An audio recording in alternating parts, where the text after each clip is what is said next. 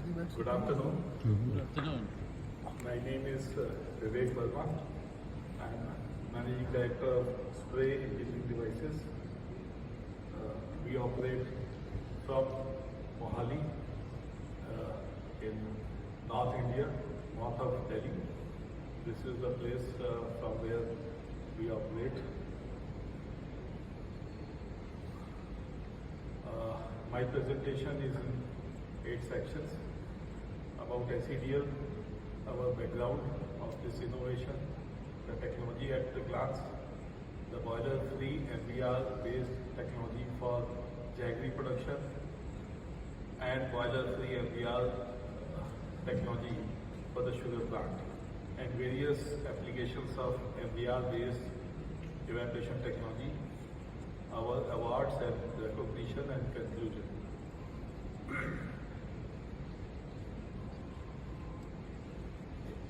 8 years, in 2008, we decided that sugar industry has to produce both food and energy.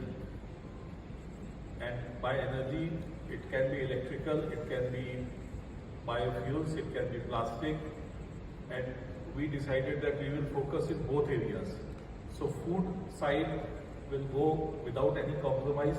The non-food portion of the sugar cane, we will focus on better value creation, not just burning. Our company incorporated in 1992. We are in the thermal energy recycling solutions for the sugar industry, sugar refinery, distilleries, biofuels and jaggery.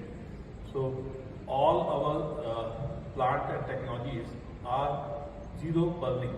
So in a way you can say we are like an electrical car. So we are an electrical cane processing plant which does not burn anything. So we are recognized from the Indian government in the scientific and industrial research. We have around 1,000 employees who are working. We are active in sugar, water, biofuels, jaggery and engineering services.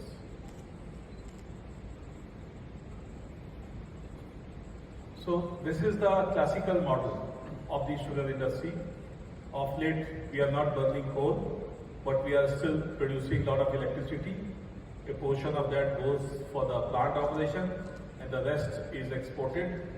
And we are competing against renewable power and occasionally the shortfall of the power coming from the coal-based power plants. So the biomass, the best use of the biomass at the moment seems to be mostly for power generation and steam generation. And that's the status we want to change, that the future does not belong to this direction. So for us, the new value chain is that sugarcane is processed inside the farm, maybe 1,000 hectares or 2,000 hectares of land. You have a small plant which converts all parts of the sugarcane into product. This dehydration of the sugarcane, that means jaggery production, sugarcane bagasse and sugarcane trash. All these things are carbon and in my opinion are easily convertible into the new generation of the biorefineries, which can convert them into the products which are currently made from coal or oil-based raw materials. Look at the sugarcane. It is, as a total crop, only 53% is water. Lot of material is actually dry, which means the trash is dry. The bagasse is also 30% and 50% moisture. And if you see, as a sugarcane total crop, sucrose is actually only 1/3 of the sugarcane crop. 2/3 is the biomass. Half of this biomass you are not even bringing to the factory. For me, even the roots of the sugarcane is also a possible resource, because every sugarcane stick is actually has its own root system. The previous root system is actually disrupting the growth of the sugarcane, because every stick has its own sugarcane root system. and nearly 10% of the total biomass of the sugar cane is actually in the roots, which we don't even harvest, which is not even used. We are just growing world over sugar cane only for sugar. But actually we get this huge amount of biomass which is completely unutilized. When you look at sugar cane as a total crop, actually energy content, and this is, I am very happy that Mr. J.J. Bhagat, who taught me all this long time back, he is sitting in the audience and watching this presentation. So, you can see what is the total energy of the sugar cane which is there. You have the field biomass, you have molasses, you have bagasse, and you have sugar. Actually, sugar is a way distant in terms of energy. Rest of the biomass has much bigger resources.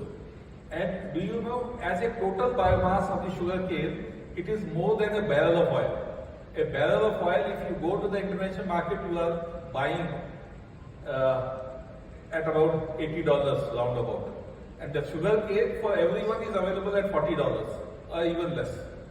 So this is the energy resource, but unlike the oil refining where the refining efficiencies are 80%, 90%, sugar cane to end product refining process has very poor efficiency. As you know, 1/3 is not even brought to the factory, another 1/3 is simply burnt in the boiler to produce 100 kilowatt exportable power, which is not giving any substantial revenue to the sugar factory. So the background of this discussion is that we have to move away from the boiler if we want to create value inside the sugar factory. And as a crop, sugar cane is actually coming to you at 50% discount over the oil price. And it is renewable, but we are not converting it to product because the technologies have not been developed for the utilization of all portions of the sugar cane. So we say recovery is 12%, but we see that actually recovery can be 36%. And if all other parts of the sugar cane is used. Sugar, for example, is having 4,000 kilocalories per kg, while bagasse is 4,400, which is even more energy content than the sugar itself. So we are trying to convert surplus sugar into alcohol, which is, of course, is not giving a very small delta over the sugar price. And if you see global white sugar prices, they are prevailing close to $550, which is actually better realization of the sugar of the Indian subcontinent rather than converting into alcohol. Because all the factories are not equipped to produce that quality of sugar, so we are actually exporting raw sugar or converting sugar into alcohol, which is actually it is less value as compared to the white sugar prices. But the real raw material for the conversion is non-food biomass, which is actually not utilized at the moment. So the technology that we chose for reducing or eliminating the boiler in the factory is mechanical vapor compression. And alone mechanical vapor compression, it is known to everyone, but it is not sufficient because we are running the equipments like crystallization with 50-degree delta, evaporators with 12-degree delta, and then you need high amount of energy, electrical energy, for compression of the vapors. So you cannot survive with such a high delta in the process equipment. You have to bring down the energy consumption, and you have to actually reduce the delta. Means that all the crystallization, evaporation or heating equipments needs to be redefined so that the amount of vapors required or amount of electricity required for processing the sugar cane is reduced, so that electrical energy is not too much. And what is classical evaporators are that you have a turbine, you have a boiler, you are burning the fuel, then you are rejecting the heat in the condenser, in the cooling tower, so you are losing water, and you are also actually burning continuously the fuel, which is very expensive fuel. Some of the paper plants which came up around the sugar factories are running around the year, buying the bagasse from the sugar factory, and they are much better off than the sugar factory itself. I know some of the sugar factories which consume entire cellulose into a paper production. They produce bigger value in terms of the total revenue of per ton of cane. The paper revenue is bigger than the sugar revenue. Means the cellulose in the bagasse is about 50%. 7% on cane paper can be produced. But paper is selling at 60-70 rupees per kg, which means that actually the bagasse-based paper is going to make more money apart from making sugar. So your recovery will be almost double if you combine a sugar factory and a paper plant. Again, the question of energy comes. The residual biomass is good enough to run both paper and sugar. So you have to look at cutting down the energy consumption, and the technology is like buying the power from the outside. Renewable power from outside is a much better option because you are actually doubling or tripling the value of the sugar cane. So elimination of the boiler, elimination of the cooling towers actually makes you save a lot of power. So by reducing the process equipment design, you are actually going to consume same power as we are consuming now, and you will be producing sugar. That's our conclusion, and that's what in this paper several small projects were carried out in different factories, resulting in the substantial reduction in the steam consumption. So this is the block diagram in which in a single vessel you have 5 effects evaporator working. So the evaporator needs to be designed in a different way for lesser pressure drops, lesser delta T, and ease of cleaning, faster chemical cleanings. So the technology of the plate evaporator as well as tubular falling film evaporators can be used in a different way to cut down the delta T and actually make way of application of the MVR in a very economical way. Because you see compressors, if you buy a compressor for 10 degree delta T, it will cost X.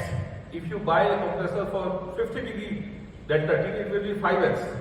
So we can't use inefficient crystallization or evaporation equipment for the factories equipped with the mechanical vapor compression. So what is the major takeaway of this technology? There is no heat rejection, no heat generation. So no boiler, no cooling tower. Water, 100% water is recovered. There is no loss of water. There is no emissions, no carbon emissions in the plant. There is no waste generated in the plant. Chemical treatment is also very minimum. No membranes, and the overall you are able to recover the water. You can apply actually 2% of your sugarcane plantation can run on the water saved in the sugar factory. So the whole technology is automated. Without automation, today most of the modern plants cannot operate. So we have applied MVR on the juice, evaporation, crystallization in water, hard to high concentration brines, ion exchange, refinery brines, distillation, and drying of the biomass, including ethanol production. In all these areas, we have applied MVR and eliminated the use of the boiler. So this is the one example just to showcase the sugar industry, because in the larger sugar factories it is very difficult to make a change. So sugar industry needs a demonstration that how this can be done. So we chose a 500-ton jaggery production plant to demonstrate that actually jaggery can be produced without burning the fuel. So this plant was installed, 3-4 plants were installed in different parts of the country, and some of them are now working continuously. So the process is that we use the heat pump to recover the heat from the process, like air conditioning and cooling of the various godowns and other areas, and bring that heat to the process. And the process starts, because sugar industry operates at 60 degrees. Low temperature is always beneficial, less color formation, easy to work. So just like an air conditioner takes away the heat of this room and throw it out, the outside heat is actually at high temperature. That can be further upgraded to up to 100 degrees or even 200 degrees centigrade. So depending upon that, the process is recycling the heat. We use the conventional cold diminution milling plant and operated conventional extraction of the juice, and then heating the juice to 100 degrees centigrade using normal process of condensate to juice heating, and then evaporation starts. We have also used a little changed system in which the pulverizers were actually installed after the first mill to save power and improve the preparation. This is the block diagram of MVR, how it works. No evaporator actually consumes steam for itself. It only consumes high pressure steam, releases low pressure steam. So to the next consumer. With MVR, the next consumer is actually a compressor, which compresses the steam back to the front pressure and bring it back. So it is the infinite economy. So you are actually recycling the same steam all over again. So vapors are condensed into water form, liquid form, so you are no longer losing water vapors from any factory. So all the water of the sugar cane comes in the liquid form, and there is no energy consumption to convert water into vapors, because there is no energy available. Because bagasse is also one of the very important resource that we want to save for the future. So this technology is also used for the drying of the bagasse also. And this is the type of product that we have made. Of course, these are fully automatic factories. You can see this is the actual picture of the plant. This is the first year of commissioning. This is second plant, which is actually incidentally placed by one of the leading sugar factory engineer only in his village. So this plant is already running, producing various types of products. We have also applied this in the sugar refinery. Alkhali Sugar is one of our oldest customers, where we have used evaporators on MVR in various sections. Also the wave sugar, where we have applied the melt evaporator on MVR, and also now applied in many smaller sugar factories for spent wash concentration as well as clear juice evaporation. Kilo sugar is where we have applied it on the distillery spent wash to concentrate. And this is very big project, Alkhali Sugar, where melt from 60% to 80% is concentrated by the MVR based process.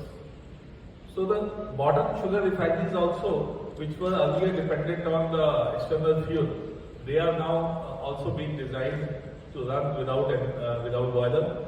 So the process of entire process is very nice.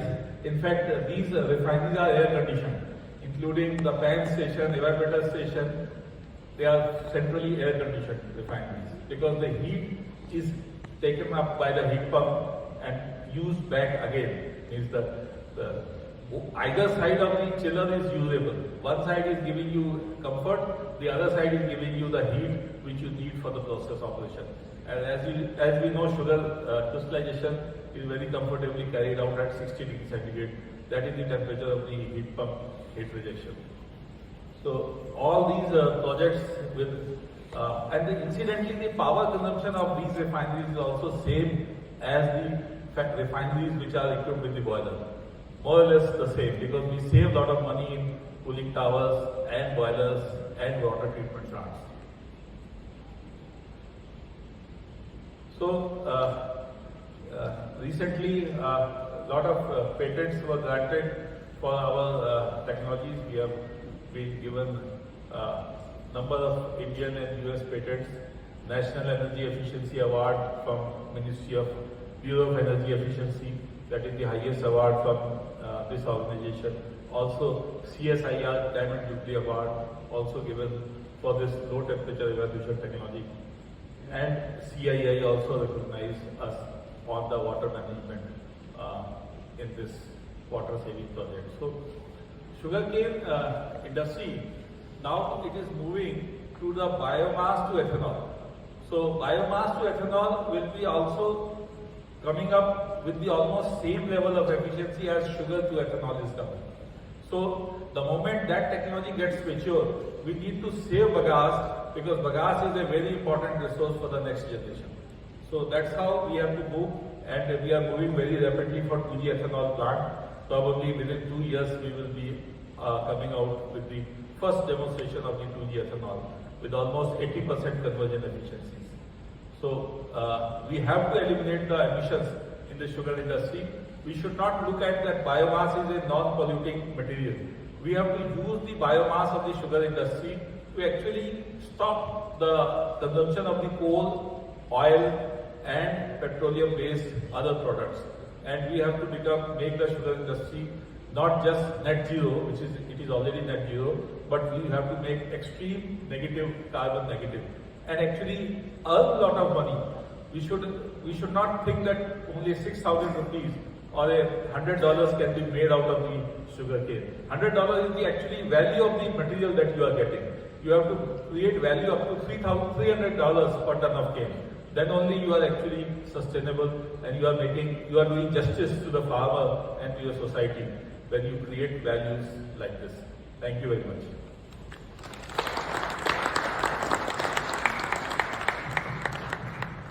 Thanks, Vivek. The idea of a sugar factory without a boiler or a cooling tower sounds very attractive. Does anybody have any questions or comments?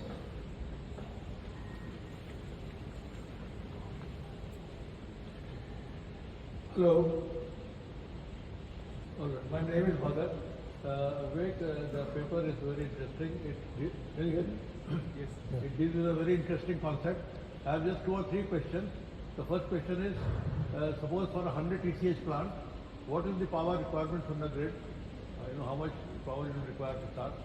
The second is, how do you kickstart the evaporator? And if you are ultimately trying to use the MVR, why should we have 6 or 7 sets of vessels? We can do it with maybe 2 or 3 will be enough. So ultimately the vapors have to be compressed. So what is the idea of having 7 effects or 8 effects? You keep on reusing the vapor over and over again and you get the same advantage of a multiple effect evaporator. So, very good questions. First is that, as I said in the beginning, the plants are all going to be air conditioned. Today, in our company, even our workers are demanding that they should get only air conditioned cars, air conditioned houses, air conditioned offices. So every factory also will sooner or later will demand that everything should be good. The heat is required by every chiller. On one side it provides cooling, on the other side it provides heat.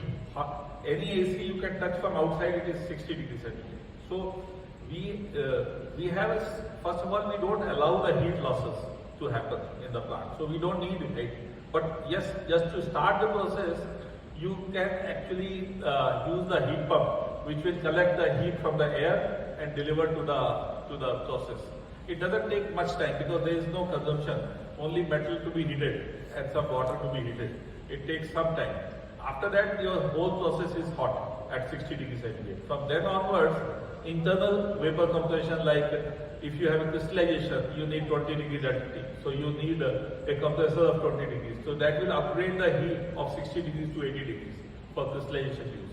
The same compressor, because you have a crystallizer which runs 20 degrees, but your evaporator doesn't want 20 degrees. So you can have multiple effects in parallel to the pan. So your single compressor is able to handle both crystallization and evaporation. That's how multiple effect comes. Otherwise, single effect. But you have to understand that every compressor is a complicated machine, and cannot be designed for 2 degrees or 3 degrees all the time.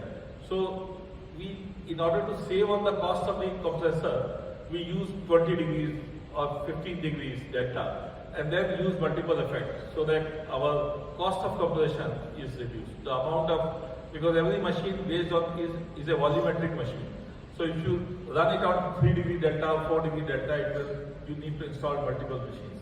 So minimizing and simplifying the process, that's how it works.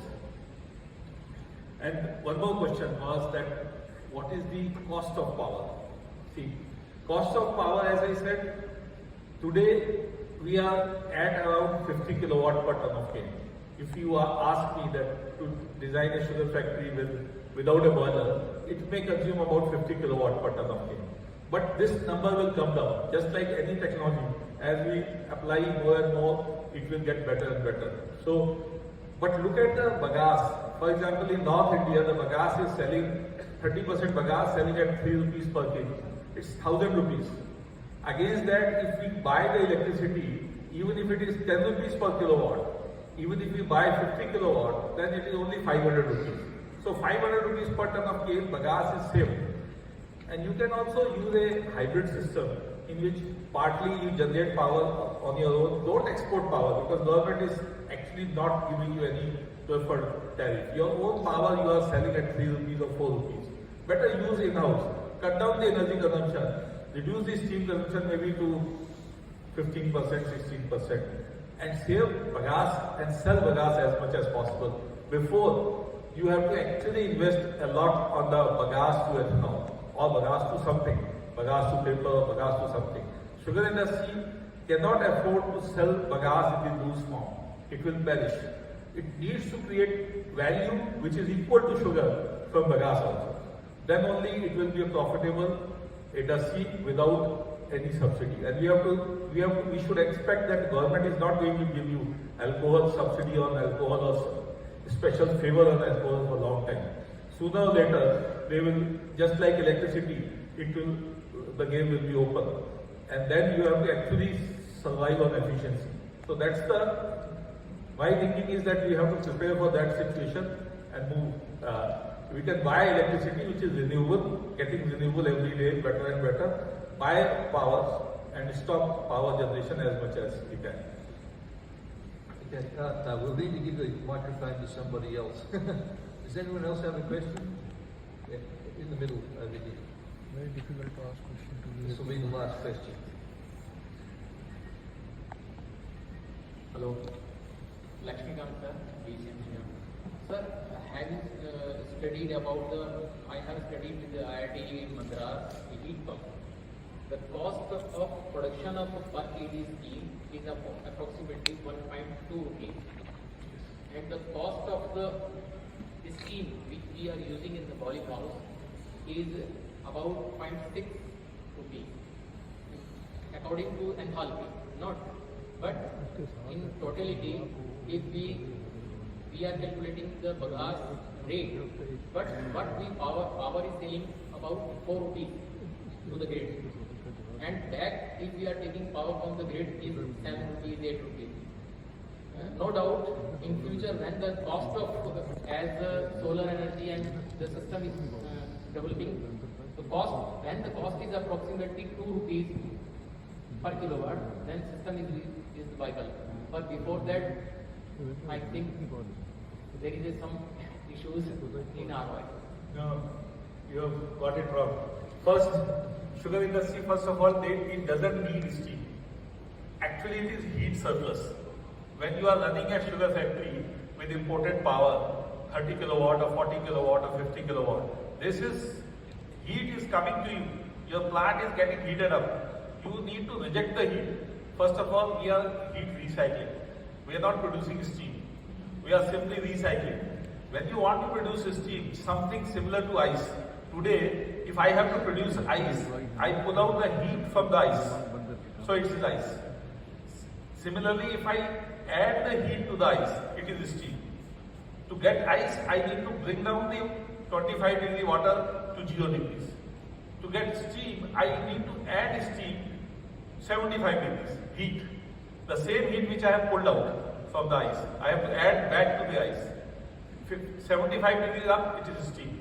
The question is that the process is not requiring any heat.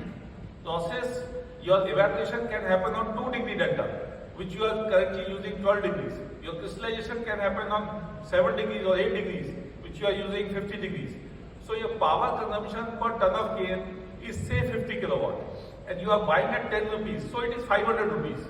But you don't have boiler to burn this bagasse. You are selling the bagasse 3 rupees per kg, 300 kgs, 900 rupees. So you are already viable. You are not earning by selling power 400 or 500 rupees. and I am saying power is at 10 rupees, but government is saying make hydrogen. You can make hydrogen from bagasse. It is full of hydrogen. Sell it as it is. So you get much bigger value. And here I am only talking about fuel, base raw material. But what about making alcohol? You will make 80 liters of alcohol per ton of cane from bagasse alone. Only, not touching sugar at all. So your earning from the same raw material is doubled. All you have to do is to buy maybe 1,000 rupees electricity. But your product value is 10,000 rupees from 6,000 rupees. And the alcohol that you are producing is going to be globally competitive. The question is that how do you handle sugarcane? Would you handle sugarcane with 80-90% efficiency? As it is possible, then you create value of 15,000 rupees. Today you are creating only 6,000 rupees value. That's the problem. We are burning everywhere. Half of the spent wash burned, half of the bagasse burned. The 1/3 of the biomass is not even brought to the sugar factory. It is allowed to rot. What will happen? It will emit CO2, it will emit methane, nobody will get it. So the farmers are already producing oil equivalent material at 50% discount. But the problem is that sugar factories are not ready to listen. They are destroying the value. The only 1/3 portion is the value chain at the moment. 2/3 is not utilized.